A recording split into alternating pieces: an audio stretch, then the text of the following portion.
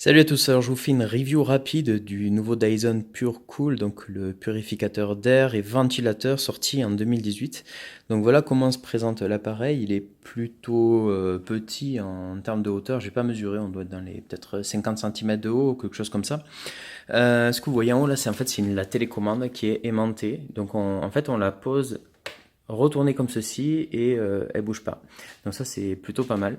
Quand on le reçoit en fait on a les blocs de filtre EPA qui sont dissociés, il va falloir les monter. Donc il se compose en deux parties. On a une première partie à monter là et une deuxième partie à monter à l'arrière. Et par-dessus on va montrer l'espèce de couvercle qui va venir se clipser. Après pour ouvrir en fait on va utiliser ces petits boutons pressoirs qui permettent après d'accéder aux filtres et de les remplacer quand ils sont saturés. Alors l'appareil est fourni avec un bloc d'alimentation qui est plutôt volumineux. Après ça reste design, hein, moderne au niveau de la présentation. On a un bouton d'allumage qui se trouve ici. On peut également allumer l'appareil avec la télécommande avec le bouton marche-arrêt. Et puis on a un écran qui va nous donner toutes les indications de l'appareil. Alors le but de ce Dyson, ça va être de ventiler la pièce, donc plutôt pratique en été quand il fait chaud, mais ça va être également de l'assainir. C'est un appareil qui est doté de pas mal de capteurs. On va avoir un capteur de température, un capteur d'humidité, etc. et qui va permettre d'obtenir des informations en temps réel sur la qualité de l'air dans la pièce. Donc là, par exemple, avec ma télécommande, si j'appuie sur le bouton info, je sais que le taux d'humidité de la pièce est de 45%. Je rappuie sur info, là je vois l'état des filtres. Donc là, le Wi-Fi est activé, donc j'y viendrai un petit peu plus tard, mais ce qui est très bien, c'est que c'est un appareil qui est connectable en Wi-Fi et que l'on peut appairer avec sa box et contrôler à distance. Donc on peut le lancer, l'arrêter, connaître le taux d'humidité de la pièce, la température de la pièce, mais en étant loin de chez soi, ça c'est super. On continue, donc ça c'est la qualité de l'air sur les dernières secondes. Et après, on va avoir le taux de particules fines, le taux de grosses particules dans l'air. Après, c'est des émissions toxiques. Voilà un petit peu toutes les informations que l'on va avoir. Alors là, je suis sur le mode auto. Donc pour sortir du mode auto, de toute façon, on appuie ici. Et là, ça revient sur mon tout dernier réglage. Donc puissance de ventilation maximale. Donc là, c'est le mode où le ventilateur est le plus bruyant. Je suis sur 10.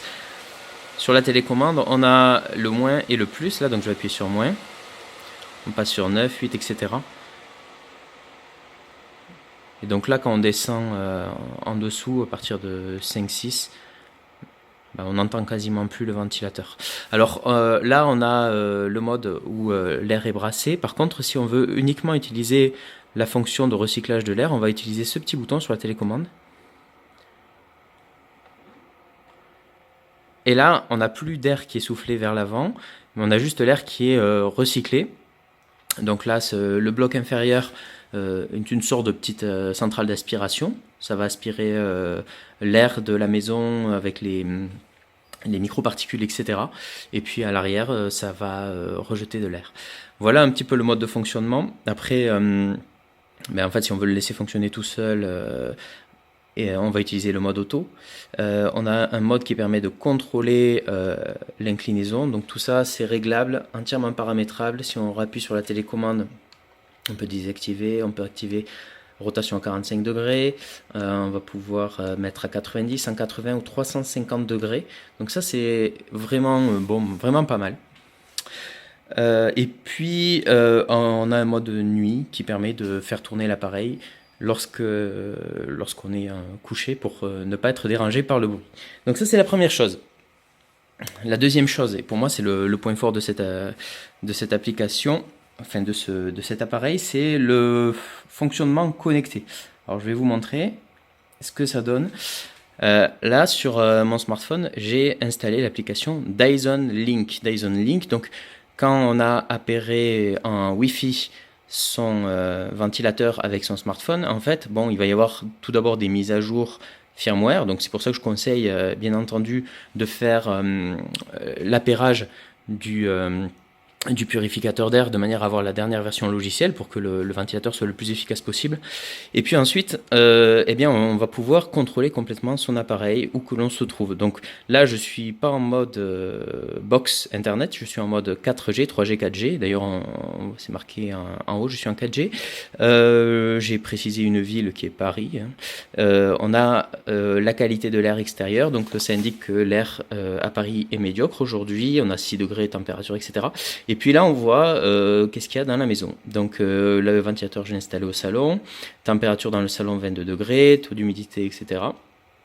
Et je vais pouvoir, en appuyant sur ce bouton, contrôler, l'appareil comme tout à l'heure je le faisais avec la télécommande. Donc là, par exemple, je vais sortir du mode auto. Ah non, j'étais pas dans le mode auto. Je vais monter la puissance de ventilation.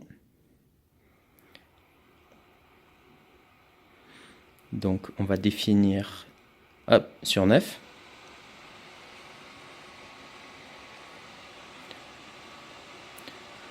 On va pouvoir régler l'oscillation, comme je le faisais tout à l'heure avec la télécommande. Par exemple, si je veux qu'il soit orienté uniquement dans ce sens-là, et on voit le ventilateur s'arrêter dans la position que je lui indiquais. Ou alors on passe en mode oscillation à 45 degrés. Donc il va tourner dans le champ que je lui ai indiqué. Et je fais tout ça avec mon réseau opérateur téléphonique. Et ça, c'est assez génial. Voilà. Et donc quand on revient là, on va pouvoir également programmer son appareil, si on veut lancer des tâches à distance. Et puis après, accéder à d'autres informations, la dernière version logicielle, etc. Et donc cet appareil est entièrement contrôlable. Et c'est pour moi un gros point fort de cette machine, c'est que c'est entièrement contrôlable avec son smartphone et à distance. C'est-à-dire je m'absente du domicile pendant 7 jours. Je veux vérifier la température qu'il fait à l'intérieur.